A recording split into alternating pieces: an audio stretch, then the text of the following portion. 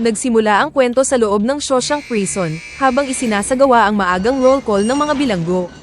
Isa-isang lumabas ang mga preso mula sa kani-kanilang mga selda, at pumila habang binibilang sila ng mga gwardya. Mukhang normal ang lahat, hanggang sa mapansin ng isang bantay na hindi lumabas ang prisoner number 245, na si Andy Dufresne. Galit na lumapit ang gwardya sa selda ni Andy, at sumigaw na siguraduhin niyang may sakit o patay na siya. You better be sick or dead in there, I shit you not! Ngunit pagtingin niya sa loob, bigla siyang natigilan ng madatnang walang laman ang selda. Agad na umalingaw-ngaw ang alarma sa buong kulungan at nagtakbuhan ang mga gwardya sa hallway, habang ang mga bilanggo ay nagising sa gitna ng kaguluhan. Ilang sandali pa, dumating si Warden Norton na nanggagalaiti sa galit, at agad na humingi ng sagot, lalo na kay Red, dahil palagi niyang kasama si Andy. Gayunpaman, maging si Red ay walang ideya kung saan napunta ang kanyang kaibigan. Sa sobrang galit, dinampot ng warden ng isang maliit na bato at ibinato ito sa dingding. Sa halip na tumalbog, tumagos ito sa poster na nakasabit sa tabi ng kama ni Andy, at dito natahimik ang lahat. Dahan-dahang hinila ng mga gwardya ang poster, at tumambad sa kanila ang isang napakalaking lagusan na nakatago sa likod nito. Agad na sinuyod ng mga pulis ang buong paligid ng Shawshank. Kalaunan, natagpuan ng mga awtoridad ang isang lumang prison uniform, isang maliit na rock hammer, at isang sirang tubo ng imburnal. Ilang taon bago ang pagtakas, isang banker na nagngangalang Andy Dufresne ang mag-isang nakaupo sa loob ng kanyang sasakyan habang may hawak na baril. Ilang oras bago ang gabing yun, nalaman niyang may nilalasahang ibang lalaki ang kanyang asawa. Sa sobrang sakit at pagkalasing, nagmaneho siya patungo sa bahay ng dalawa at naisip na patayin sila. Ngunit bago pa niya maisakatuparan ng balak, may ibang tao nang pumatay sa kanyang asawa at sa kalaguyo nito. Sa kasamaang palad, lahat ng ebidensya ay tumuro kay Andy bilang pangunahing sospek. Sa araw ng paglilitis, isa-isang winasak ng piskal ang kanyang depensa. May mga nakakita sa kanya sa labas ng bahay, ang kanyang baril ay tumutugma sa mga bala na ginamit sa krimen, at alam ng lahat na nag-away sila ng kanyang asawa. Kahit paulit-ulit na iginigiit ni Andy na hindi niya itinuloy ang kanyang plano, walang naniwala sa kanya. Sa huli, hinatulan siya ng hukom ng 2 habang buhay na pagkakakulong dahil sa dobleng pagpatay. Hindi nagtagal, dinala si Andy sa Shawshank Prison kasama ang iba pang bagong bilanggo, kung saan sinalubong sila ng matatayog na kulay abong pader, at mga armadong gwardya na parang sasabak sa digmaan. Sa loob ng prison yard, nagtipon ang mga matatagal ng bilanggo upang panoorin ang pagdating ng mga bagong preso. Para sa kanila, isa itong uri ng libangan. Nagsimula silang tumaya kung sino sa mga bagong dating ang unang iiyak pagsapit ng gabi. Karamihan sa kanila ay pinili ang isang matabang bilanggo na halatang takot na takot. Ngunit napansin ni Red si Andy, na tahimik lamang na nakatayo at hindi nakikipag-usap sa kahit na sino. May kakaiba sa kanya, kaya si Andy ang tinayaan ni Red. Pagkatapos nito, pinahubad, ininspeksyon, at isa-isang ikinulong sa kani-kanilang selda ang mga bagong bilanggo. Bago patayin ang mga ilaw, ipinakilala ni Warden Norton ang kanyang sarili. Nagsalita siya na parang isang banal na tao, habang binabalaan ang lahat na napakahigpit ng mga patakaran sa Shawshank. Pagkatapos ay humarap si Captain Hadley, ang pinakakinatatakutang gwardya sa bilangguan, at nagbanta sa sinumang susuway sa kanilang mga utos. Pagsapit ng unang gabi, naging bangungot ang karanasan ng mga bagong bilanggo, nang sinimulan silang kutsain ng mga matatagal ng preso mula sa kani-kanilang mga selda. Hindi nagtagal, tuluyan nang bumigay ang matabang bilanggo at malakas na umiyak habang nagmamakaawang pauwiin na siya. Umalingaw-ngaw ang kanyang sigaw sa buong kulungan, hanggang sa dumating ang galit na si Hadley. Inutusan niyang tumahimik ang preso, ngunit hindi ito tumigil sa pag-iyak na parang isang bata. Dahil dito, tuluyan nang nagalit si Hadley. Kinaladkad ng mga gwardya ang lalaki palabas ng kanyang selda at walang awang binugbog, habang ang lahat ay tahimik lang na nakikinig. Ilang minuto pang narinig ang mga pagsigaw, bago tuluyang tumahimik ang buong bilangguan. If I hear so much as a mouse fart in here the rest of the night, I swear by God and Sonny Jesus, you will all visit the infirmary. Please take that tub of shit down to the infirmary. Kinabukasan, nalaman ng mga bilanggo na namatay ang lalaking binugbog noong nakaraang gabi. Wala man lang halos nakaalala sa kanyang pangalan, ngunit may isang bagay na napansin si Red. Sa buong magdamag, ni minsan ay hindi nila narinig si Andy na nagsalita o umiyak. Tahimik lamang itong nakaupo sa kanyang selda, na para bang wala siya sa loob ng bilangguan. Sa mga sumunod na linggo, halos hindi rin nakikipag-usap si Andy sa ibang mga preso. Dahil sa kanyang pagiging edukado, inakala ng karamihan na mahina siya. Ngunit habang tumatagal, lalo namang naging interesado si Red sa kanya. Isang araw, nilapitan siya ni Andy matapos marinig na kaya niyang magpasok ng iba't ibang bagay sa loob ng kulungan. Sa kanilang pag-uusap, humingi si Andy ng isang maliit na rock hammer. Noong una, nagduda si Red dahil kadalasang ginagamit ang mga kagamitan sa masamang balak. Ngunit nang malaman niya kung gaano kaliit ang martilyo, natawa lamang siya. Sa tingin niya, aabuti ng daan-daang taon bago makabutas ng konkretong pader ang gamit na yon, kaya pumayag na siyang kunin ito para kay Andy. Makalipas ang ilang panahon, natanggap ni Andy ang maliit na martilyo, na palihim na ipinasok sa loob ng isang package. Kasabay nito, lalo namang naging miserable ang kanyang buhay sa loob ng Shawshank Prison. Isang marahas na grupo ng mga bilanggo na kilala bilang The Sisters, ang paulit-ulit na tumatarget sa kanya. Ang kanilang leader na si Bugs, ay naging sobrang interesado kay Andy. Tuwing nahuhuli nila siyang nag-iisa, binubugbog at inaabuso nila ang preso. Palaging lumalaban si Andy, ngunit nagpatuloy ng ilang taon ng pananakit, dahilan upang mapuno ng sugat ang kanyang katawan. Ngunit sa kabila ng lahat ng kanyang pinagdaanan, hindi kailanman tuluyang napanghinaan ng loob si Andy. Isang araw, napili sina Andy, Red, at ilang iba pang bilanggo upang mag-ayos ng bubong ng bilangguan.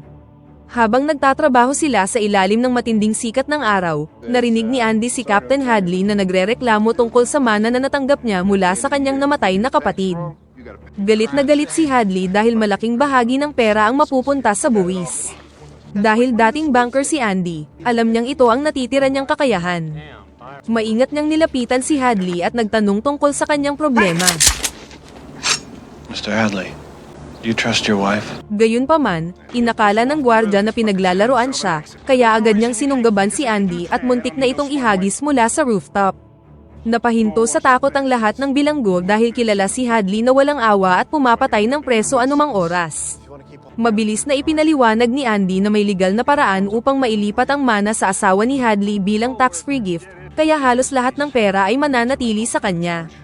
Nang ma-realize ni Hadley na tama ang sinasabi ni Andy, kumalma siya. Bilang kapalit ng pagtulong sa mga papeles, iisa lamang ang hiling ni Andy, ang bigyan ng malamig na serbesa ang lahat ng bilanggong nagtatrabaho sa rooftop. Makalipas ang ilang araw, sabay-sabay na umupo ang mga bilanggo sa rooftop habang umiinom ng malamig na beer sa ilalim ng araw, na para bang malalayang tao sila kahit sandali. Hindi uminom si Andy, at tahimik lamang siyang nakatingin sa kanyang mga kasama habang nakangiti. Mula noon, sinimulan siyang respetuhin ng mga bilanggo, at tuluyan nang na-realize ni Red na ibang-iba si Andy Dufresne sa lahat ng nakulong sa Shawshank. Pagkatapos ng nangyari sa rooftop, unti-unting naging isa si Andy sa mga pinakaiginagalang na bilanggo sa Shawshank Prison. Maraming gwardya ang lumalapit sa kanya upang magpatulong sa mga usaping pinansyal, paghahanda ng tax forms, at iba pang papeles dahil na-realize nilang mas mahusay pa siya kaysa sa karamihan ng mga abogado sa labas ng bilangguan. Maging si Captain Hadley, na minsang muntik nang pumatay kay Andy, ay iba na ang pakikitungo sa kanya. Napansin din ni Red na nagbago na ang kanyang kaibigan.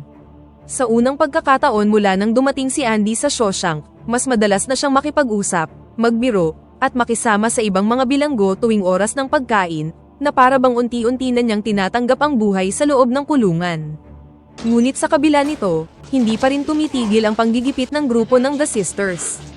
Isang gabi, muling naabutan ni Bugs at ng kanyang mga kasamahan si Andy habang mag-isa siya sa laundry room ng bilangguan. Sa pagkakataong ito, buong lakas na lumaban si Andy at tumangging pagbigyan sila. Dahil dito, lalong nagalit ang grupo at halos mapatay na nila si Andy sa matinding pambubugbog.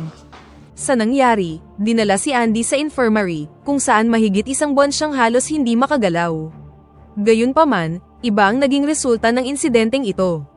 Dahil malaking tulong si Andy sa mga pinansyal na gawain ng mga gwardya, itinuring nila siyang mahalagang tao sa bilangguan. Kaya naman nang walang babala, kinaladkad ni Hadley at ng iba pang gwardya si Bugs at binugbog ito ng husto, hanggang sa habang buhay siyang mapilay. Mula noon, hindi na muling ginalaw ng The Sisters si Andy. Nang tuluyan siyang gumaling sa kanyang mga sugat, bumalik si Andy sa kanyang selda at nakita ang isang malaking poster ni Rita Hayworth na ipinadala ni Red. Pinasalamatan niya ito, at maayos na isinabit ang poster sa tabi ng kanyang kama. Hindi nagtagal, personal na bumisita si Warden Norton upang mag-inspeksyon sa kanyang selda.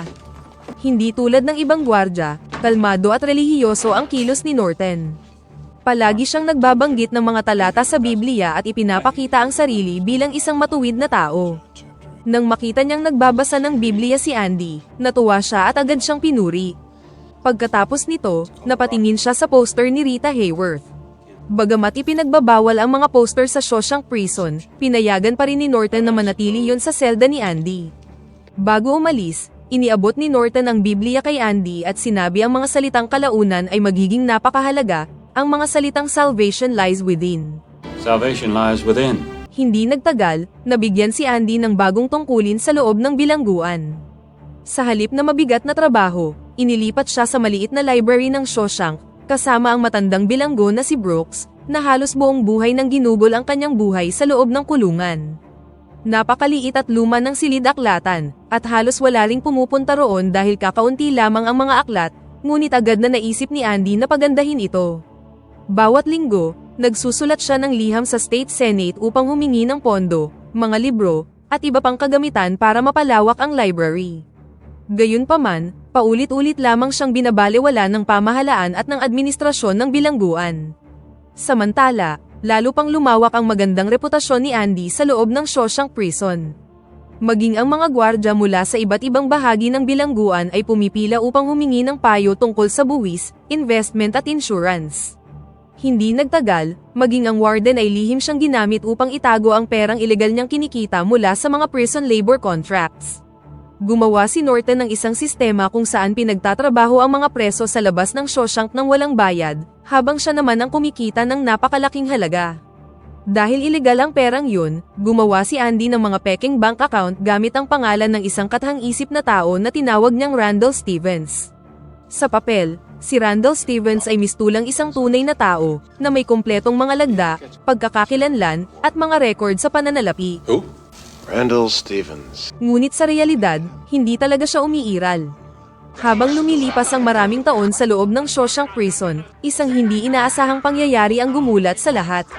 Bigla na lamang sinunggaban ni Brooks ang isang kapwa bilanggo sa loob ng library at tinutukan ito ng kutsilyo sa leeg. Nagkagulo ang lahat, ngunit sa halip na umatake, humagulgol sa pag-iyak si Brooks at sinabing ayaw niyang lumaya. Matapos ang 50 taon sa Shawshank, nabigyan na siya ng parole at maaari ng lumaya. Ngunit sa halip na matuwa, labis siyang natakot dahil ang bilangguan na lamang ang tanging mundong alam niyang tirhan. Ipinaliwanag ni Red kay Andy na ang matandang bilanggo ay naging institutionalized na. Dahil halos buong buhay na siyang nabuhay sa loob ng kulungan, mas nakakatakot na para sa kanya ang kalayaan kaysa sa mismong bilangguan. Sa kabila ng kanyang takot, pinalaya pa rin si Brooks. Sa unang pagkakataon matapos ang maraming dekada, naglakad siya sa mga abalang kalsada na puno ng sasakyan, mga tao at ingay, mga bagay na tila hindi na pamilyar sa kanya. Nagkaroon man siya ng maliit na apartment at trabaho sa isang grocery store, pakiramdam niya ay nag-iisa siya at hindi kabilang sa mundong yun. Gabi-gabi niyang naiisip ang Shawshank Prison, at para sa kanya, mas malamig at mas malupit ang mundo sa labas kaysa sa loob ng kulungan. Sa huli, hindi na kinaya ni Brooks ang matinding kalungkutan. Bago niya kunin ang sariling buhay sa loob ng kanyang apartment, inukit muna niya sa kahoy ang mga salitang "Brooks was here." Nang makarating sa Shawshank ang balita tungkol sa kanyang pagkamatay, labis itong ikinalungkot ng mga bilanggo.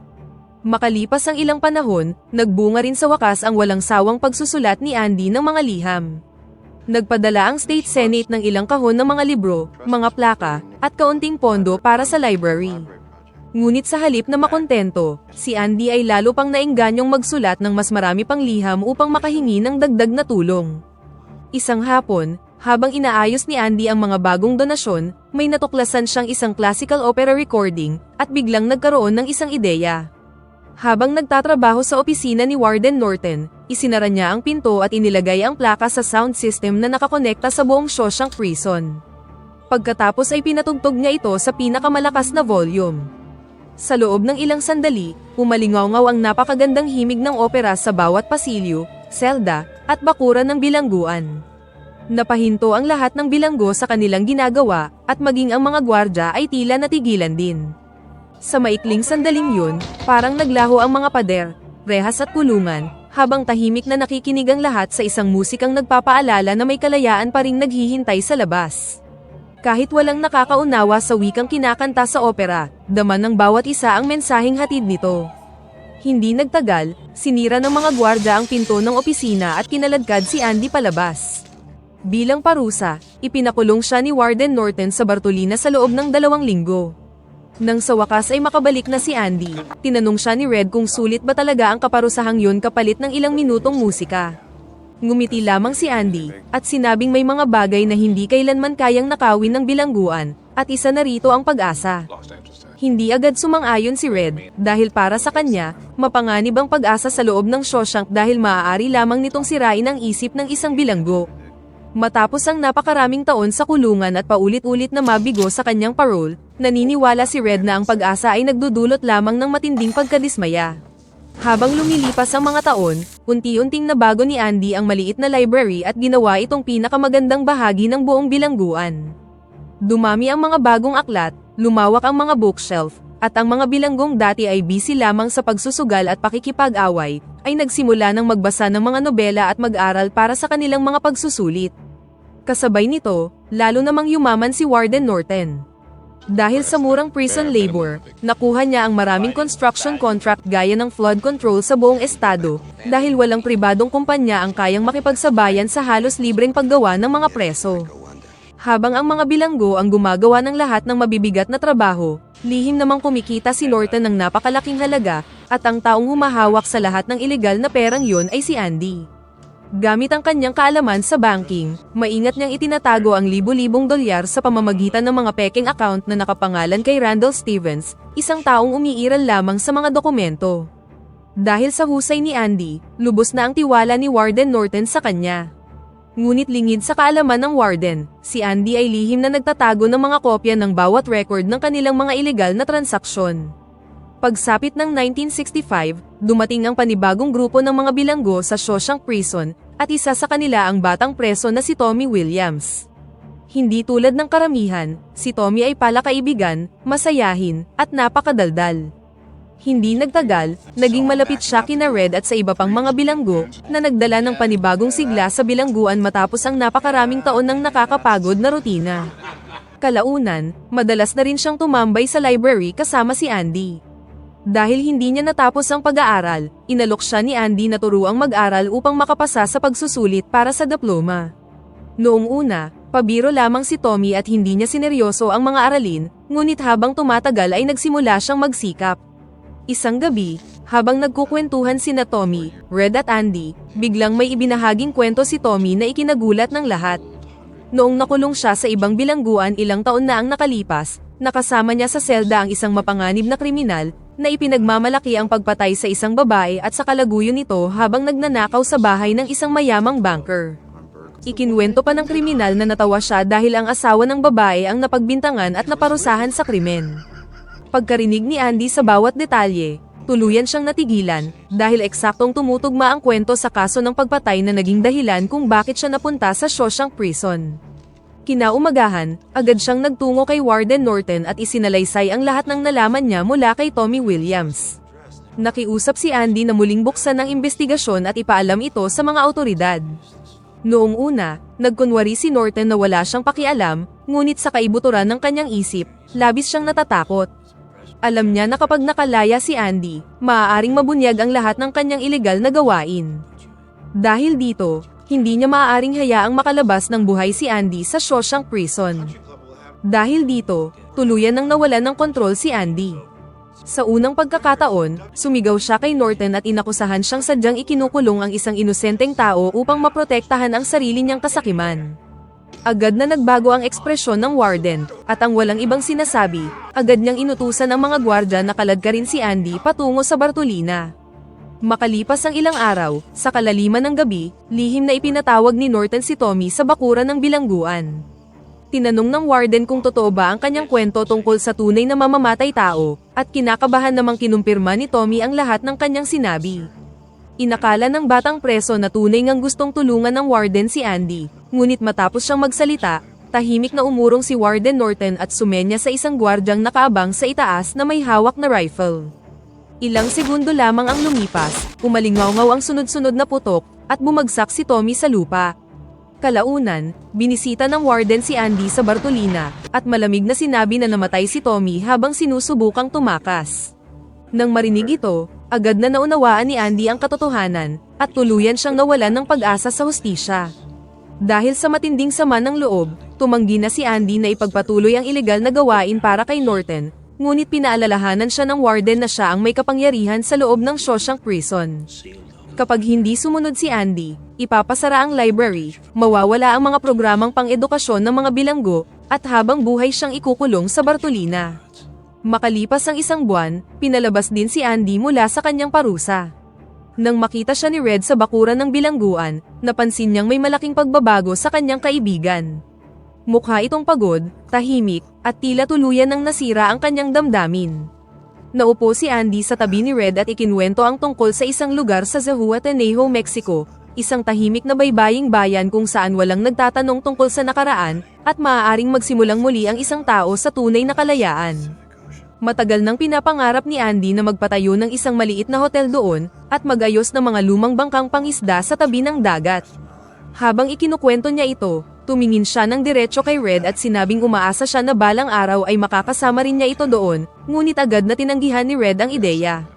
Matapos gugulin ng halos buong buhay sa loob ng bilangguan, hindi na siya naniniwala sa mga pangarap. Para sa kanya, mapanganib ang pag-asa dahil mas masakit ang kabiguang dulot nito. Ngumiti lamang si Andy, at sinabi ang isa sa pinakatumatak na linya sa buong kwento, mga salitang get busy living, or get busy dying. Get busy living. You get busy dying. Bago sila maghiwalay, binigyan ni Andy si Red ng isang kakaibang instruksyon. Sinabi niya na kung sakaling makalaya si Red balang araw, pumunta siya sa isang bukirin malapit sa Buxton. Doon, sa ilalim ng isang malaking oak tree sa tabi ng batong pader, may itinago siyang isang mahalagang bagay para sa kanya. Nagtaka si Red dahil napakaseryoso ni Andy habang sinasabi ito. Nang gabing yun, mas lalo pa siyang nabahala nang sabihin ng isa pang bilanggo na kamakailan lamang ay humingi si Andy ng isang mahabang piraso ng lubid. Agad na pumasok sa isip ni Red ang pinakamasamang posibilidad. Matapos ang lahat ng pinagdaanan ni Andy, mula sa maling pagkakakulong, ang mga taon ng pang-aabuso, ang pagkamatay ni Tommy, at ang matagal na pananatili sa Bartolina, natatakot siyang baka tuluyan na itong mawalan ng pag-asa at magpakamatay. Ang gabing yun ang pinakamahabang gabi sa buhay ni Red. Habang rumaragasa ang ulan at kumukulog sa labas ng Shawshank Prison, tahimik namang inihahanda ni Andy ang isang bagay na tila imposibleng mangyari. Kinabukasan, isa-isang binuksan ng mga gwardya ang mga selda para sa regular na roll call. Lumabas ang mga bilanggo sa pasilyo, ngunit si Andy ay hindi nagpakita. Inakala lang ni Red na marahil ay natutulog lamang ang kanyang kaibigan matapos ang matinding emosyon na ipinakita nito noong nakaraang gabi. Ilang sandali pa, isang galit na gwardya ang lumapit sa selda ni Andy at sumigaw na bumangon na ito. Ngunit nang sumilip siya sa loob, bigla siyang natigilan dahil walang laman ang selda. Ilang sandali pa, umalingaw-ngaw ang alarma sa buong bilangguan. Agad na dumating si Warden Norton at hindi makapaniwala sa kanyang nakita, habang ang mga gwardya naman ay sinimulang halughugin ang bawat sulok ng bilangguan. Isinama rin si Red sa selda dahil alam ng lahat na siya ang pinaka-close na kaibigan ni Andy. Galit na humingi ng paliwanag ang warden, ngunit wala talagang alam si Red sa nangyari. Sa sobrang galit, sinimulang itapon ni Norton ang mga gamit sa loob ng selda. Ilang sandali pa, tumama ang isa sa mga bato sa poster na nakasabit sa dingding. Sa likod nito, tumambad ang isang napakalaking lagusan na inukit sa makapal na konkretong pader. Sa loob ng halos 20 taon, palihim palang hinuhukay ni Andy ang pader ng kanyang selda, gamit lamang ang maliit na rock hammer na ipinasok ni Red para sa kanya maraming taon na ang nakalipas. Ang lihim na lagusan sa likod ng kanyang selda ay umaabot hanggang sa isang malaking tubo ng imburnal sa ilalim ng bilangguan. Habang nagmamadaling maghanap ang mga gwardya sa labas ng Shawshank, nanatiling nakatayo si Warden Norton, hindi makapagsalita. Pagkatapos nito, ipinakita ang flashback kung paano naisagawa ang lahat. Noong gabi bago ang pagtakas, matapos bumalik mula sa opisina ng warden, maingat na inilagay ni Andy sa isang plastik na supot ang lahat ng record at ebidensya ng mga ilegal na transaksyon ni Norton. Palihim din niyang ipinagpalit ang kanyang sapatos sa mamahaling leather shoes ng warden upang hindi magmukhang isang bilanggo kapag nakalabas na siya. Habang kumukulog at bumubuhos ang malakas na ulan, inalis ni Andy ang poster sa dingding at gumapang sa lagusang halos 20 taon niyang hinukay. Ang bawat piraso ng konkreto na kanyang tinapyas sa paglipas ng mga taon ay itinago niya sa kanyang mga bulsa, at unti-unti itong ikinakalat sa bakuran ng bilangguan habang naglalakad araw-araw. Nang marating niya ang lumang tubo ng imburnal, paulit-ulit niya itong hinampas gamit ang isang malaking bato hanggang sa tuluyan itong mabasag. Nang bumukas ang tubo, gumapang si Andy papasok sa madilim na lagusan. Ilang ulit siyang nasuka, ngunit hindi siya tumigil dahil alam niyang nasa kabilang dulo na ang kanyang kalayaan. Sa unang pagkakataon matapos ang napakaraming taon, tunay nang malaya si Andy. Kinaumagahan, isang lalaking nagngangalang Randall Stevens ang lumitaw sa iba't ibang bangko. Dahil kumpleto ang mga pekeng dokumento, walang sino man ang naghinala. Sa loob lamang ng isang araw, mahigit $370,000 ang nawala sa mga account ng warden. Pagkatapos nito, ipinadala niya sa mga pahayagan at sa mga awtoridad ang lahat ng ebidensya ng katiwalian ni Norton, kabilang ang money laundering, ilegal na paggamit sa mga bilanggo, at maging ang mga pagpatay na kanyang ipinagawa. Samantala sa loob ng Shawshank Prison, kumpiyansang nagtungo si Warden Norton sa kanyang opisina, naniniwalang ligtas pa rin ang lahat ng kanyang mga lihim. Ngunit pagbukas niya sa kanyang vault, wala na ang lahat ng kanyang mahahalagang dokumento, at ang tanging naroon ay ang Biblia ni Andy Dufresne. Naguguluhan siyang binuksan ito, at natuklasan ng isang maingat na hinukay na puwang sa loob ng mga pahina nito, na lumalabas na ang pinagtaguan ni Andy ng maliit na rock hammer sa loob ng maraming taon. Sa mismong sandaling yun, nagsimulang dumating ang mga sasakyan ng mga pulis sa Shawshank Prison. Kumalat na sa mga pahayagan ang lahat ng ebidensya ng katiwalian, at dahil dito, inaresto si Captain Hadley para sa pagpatay. Habang sinasalakay ng mga ahente ng gobyerno ang buong bilangguan, noon lamang lubusang naunawaan ni Norton na gumuho ang imperyong itinayo niya sa loob ng maraming taon, dahil sa isang bunker na minaliit niya sa loob ng halos 2 dekada. Nang malaman ni Norton na siya naman ang sunod na makukulong, ikinandado niya ang sarili sa kanyang opisina. Makalipas ang ilang sandali, isang putok ng baril ang umalingaw-ngaw sa buong Shawshank Prison. Nagpakamatay si Warden Norton, bago pa siya madakip ng mga awtoridad. Samantala sa kabilang panig ng mundo, ligtas nang nakarating si Andy sa Zihuatanejo, Mexico. Makalipas ang ilang panahon, nakatanggap si Red ng isang postcard na walang nakalagay na return address. Sa sandaling makita niya yun, agad niyang naunawaan na buhay si Andy. Sa loob ng bilangguan, naging alamat ang kwento ng pagtakas ni Andy. Halos lahat ng bilanggo ay nagkukwento tungkol sa bunker na nagawang makatakas sa isang napakahigpit na bilangguan, gamit lamang ang isang maliit na rock hammer. Makalipas ang ilan pang taon, muling humarap si Red sa parole board matapos ang halos 40 taon niyang pagkakakulong. Ngunit di tulad ng dati, hindi na siya nagsalita upang mapasaya ang mga opisyal o magsabi ng mga linyang gusto nilang marinig tungkol sa rehabilitasyon. Sa pagkakataong ito, buong katapatan niyang inamin na pinagsisisihan niya ang krimeng nagawa noong kanyang kabataan.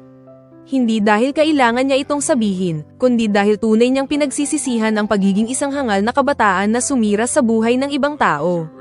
Tahimik na nakinig ang parole board sa bawat salita ni Red dahil sa unang pagkakataon matapos ang napakaraming dekada, nagsalita siya ng walang takot at walang pagpapanggap.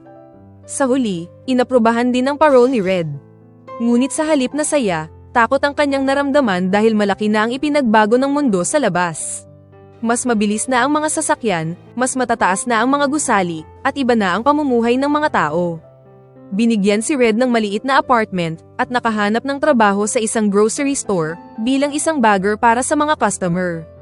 Sa bawat pagkakataong kailangan ni Red na gumamit ng banyo, humihingi pa rin siya ng pahintulot sa kanyang supervisor, na para bang nakakulong pa rin siya.